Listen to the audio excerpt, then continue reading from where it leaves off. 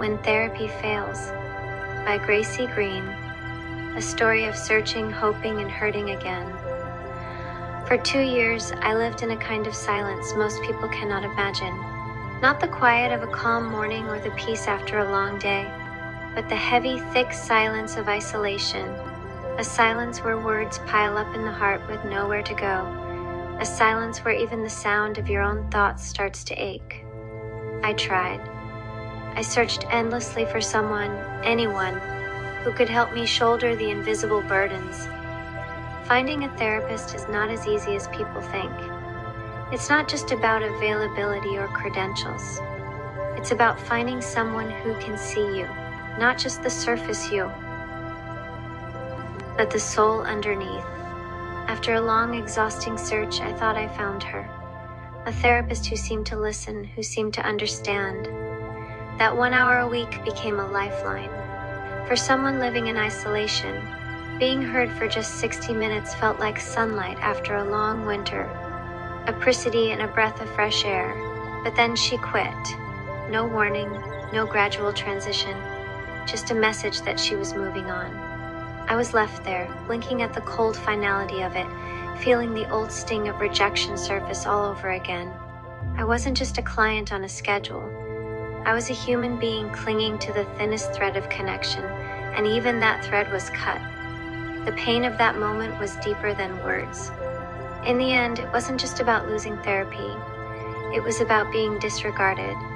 It was about the world once again closing its doors, confirming that I was too much, too complicated, too different to be worth the effort. It's not that I didn't try to make therapy work. In fact, I came to the table with more understanding than most. I have spent years deeply studying psychology, cognition, the workings of the mind and the soul.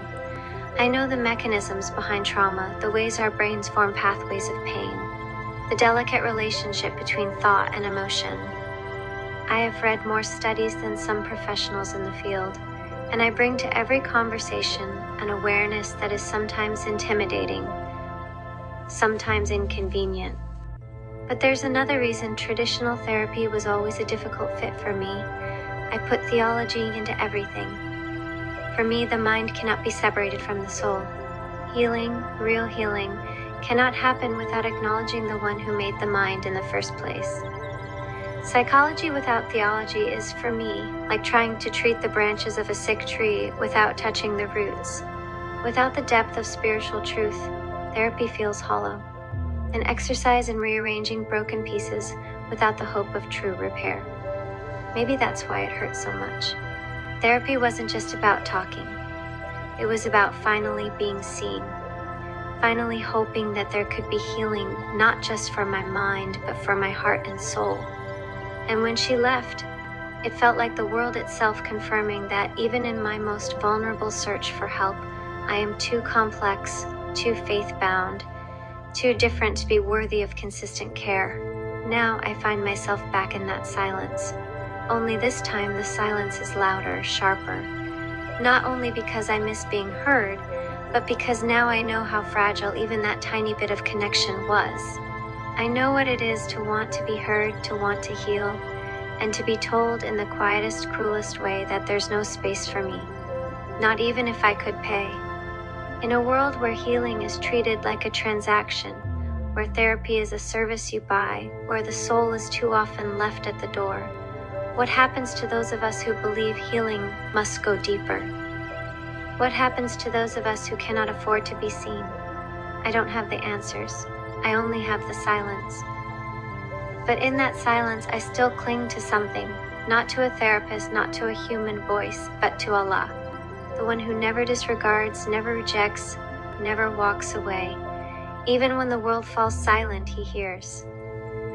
I'm seeking a different kind of healing companion. I'm not looking for a typical therapist. I've walked a long road, spiritually, intellectually, and emotionally. And much of what I've experienced doesn't fit neatly into diagnostic labels or surface-level solutions. I'm someone who thinks deeply, questions everything, and sees connections between the spiritual and the scientific, the seen and the unseen. I've experienced truths that can't be easily explained, and I carry knowledge that often feels too heavy for most conversations. Engrams and Jinn, a spiritual reflection. In Dianetics, engrams are described as deep imprints of past pain and trauma stored in the subconscious, influencing our emotions and behaviors without our awareness. Spiritually speaking, these hidden scars can be seen as gateways through which unseen forces, like the Jinn, whisper and manipulate. In Islamic tradition, Jinn are beings of smokeless fire, capable of influencing human thoughts and feelings, especially when the heart and mind are clouded by unresolved wounds. Just as engrams and Dianetics trap a person in cycles of emotional reactivity, the Jinn exploit these internal weaknesses, feeding doubt, fear, anger, and confusion. The practice of auditing, revisiting, and releasing engrams mirrors the spiritual process of tazkiyah, purification of the soul, where one confronts inner darkness to reclaim clarity and peace. By exposing these hidden pains to the light of awareness, much like reciting dhikr, remembrance of God, and seeking divine protection, we disarm the Jinn's ability to influence us.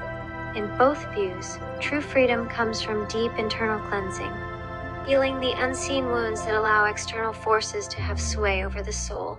I'm seeking someone who can hold space without judgment, someone who's not afraid to explore meaning, purpose, metaphysics, and the soul's journey. A guide, a witness, or a fellow traveler grounded in wisdom, not just credentials. Existential psychology versus depth psychology. A brief reflection. Both existential and depth psychology explore the deeper layers of human experience, but they approach the journey inward from different paths. Existential psychology is grounded in the big questions of life. Why are we here? How do we find meaning in the face of death, freedom, and isolation? Rooted in the philosophies of Kierkegaard, Nietzsche, and later thinkers like Viktor Frankl and Rollo May. Existential psychology invites us to confront life's inevitable anxieties. Rather than avoid discomfort, it urges authenticity, helping individuals find purpose in a world without guarantees. Depth psychology, pioneered by Sigmund Freud and Carl Jung, focuses on the unconscious mind. It seeks to uncover the hidden forces, dreams, symbols, repressed emotions that shape our thoughts and behaviors. Jung expanded this vision by exploring archetypes, the collective unconscious, and the journey toward individuation, the process of becoming whole by integrating all parts of the self. In short, existential psychology asks us to confront reality and find personal meaning. Depth psychology calls us to dive beneath the surface and bring hidden truths into the light. Both disciplines challenge us to engage deeply with ourselves, one by facing the external realities of existence, the other by navigating the internal mysteries of the psyche. Psychospiritual counseling grounded in faith. Then there is internal family systems, or narrative therapy. In the world of therapy, two powerful approaches, internal family systems, IFS, and narrative therapy, offer unique pathways to healing and self-discovery. IFS views the mind as a collection of distinct parts, each with its own voice, feelings, and role. Beneath these parts lies the true self, calm, compassionate, and wise.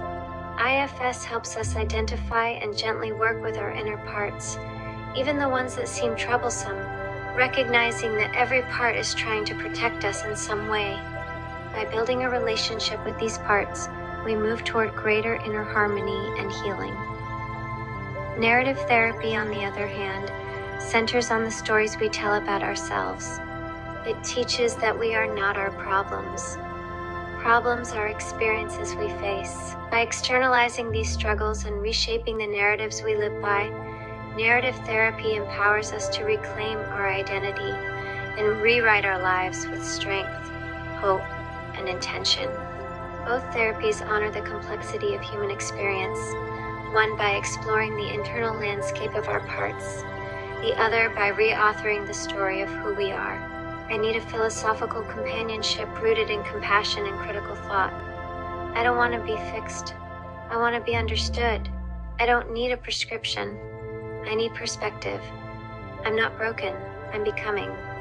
If you resonate with that, then maybe you're someone I can finally speak to with honesty and be met with soul-level respect. Contact me. Thank you for listening. Writing has become a powerful outlet for me to express my thoughts, emotions, and reflections. It truly means a lot to feel heard and supported. If you're listening to this, I'd love to know you're here.